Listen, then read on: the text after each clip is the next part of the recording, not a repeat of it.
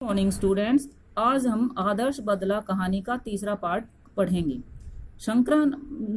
बाबा शंकरानंद ने बैजू बावरा को शिक्षा दी और शिक्षा पूरी होने के बाद जब उन्होंने गुरु दक्षिणा मांगी तो बैजू बावरा से उन्होंने प्रतिज्ञा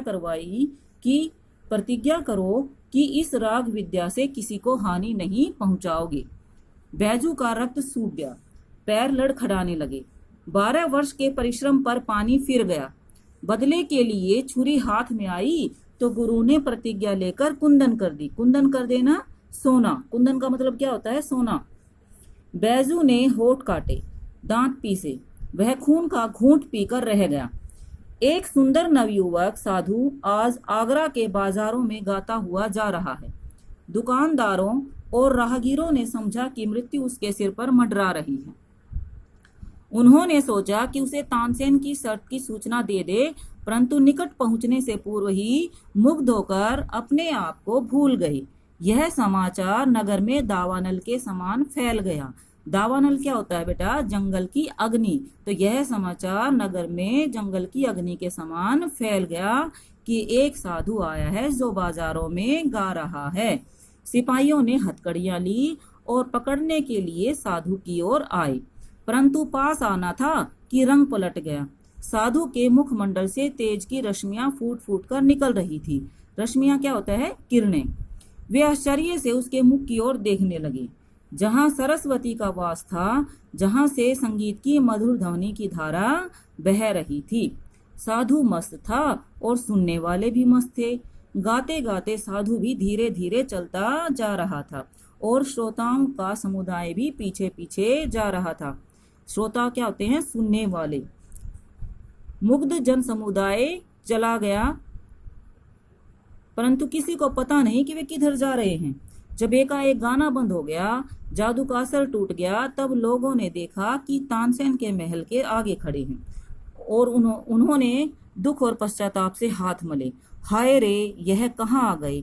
साधु अज्ञानता से स्वयं मृत्यु के द्वार पर आ पहुंचा है। तानसेन बाहर निकला। अपार भीड़ देखकर वह विस्मित हुआ। विस्मित होना, आश्चर्यचकित होना। फिर बात समझकर बैजू से बोला, हाँ, तुम्हारे सिर पर आज शायद मृत्यु सवार हो रही है। नवयुवक साधु मुस्कुराया। जी हाँ, मेरी आपके साथ गान विद्या पर चर्चा करने की अभिलाषा। अभिलाषा क्या है? इच्छा। यानी मेरी आपके साथ संगीत के ऊपर चर्चा करने की इच्छा है। तानसेन ने बेपरवाही से उत्तर दिया, हाँ, अपनी इच्छा पूरी करो। तभी सिपाहियों को हथकड़ियों का ध्यान आया। वे आगे बढ़े और उन्होंने नवयुवक साधु के हाथों में पहना दी। भक्ति का तांता टूट गया। श्रद्धा के भाव पकड़े जाने के भय से उड़ गए और लोग इधर उधर भागने लगे। सिपाही कोड़े बरसाने लगे और लोगों के तितर बितर हो जाने के बाद नवयुवक साधु को दरबार की ओर ले चले। तितर बितर करना, अलग करना। दरबार की ओर से शर्तें सुनाई गई कि कल प्रातःकाल नगर के बाहर वन में तुम दोनों का गान युद्ध होगा, अर्थात संगीत की परीक्षा ली जाएगी। यदि तुम हार गए तो तुम्हें मृत्यु दंड देने का तानसेन को पूर्ण अधिकार होगा, और यदि तुमने उसे पराजित किया तो उसका जीवन तुम्हारे हाथ में होगा। नवयुवक साधु ने शर्तें स्वीकार की और सिपाही उसे कारागार में ले गए। कारागार क्या होता है? जेल। वह नवयुवक साधु बैजू बावरा ही था। रवि की पहली किरण ने आगरा की जनता को नगर के बाहर भागते देखा। यानी सुबह होने के बाद जो जनता थी, आगरा की जनता थी, वो बाहर भागती हुई नजर आई। साधु की प्रार्थना पर सर्वसाधारण को भी उनके जीवन और मृत्यु के कौतुक देखने की आज्ञा दी गई। साधु की विद्वत्ता की धाक दूर दूर तक फैल चुकी थी। जो कभी अकबर की भी सवारी देखने के लिए घर से बाहर नहीं निकले थे, जिन्होंने कभी बड़े बड़े त्योहारों पर भी बाहर आना पसंद नहीं किया था, आज वे भी नई नई पगड़ियां घोट घोट कर बांध रहे थे। यानी वे भी नई नई पगड़ियों को कसकर बांध रहे थे। 10 बज गए। लोगों ने दृष्टि ऊपर उठाई। अकबर सिंहासन पर था, साथ ही नीचे तानसेन बैठा था और सामने फर्श पर नवयुवक बैजू बावरा बैठा था।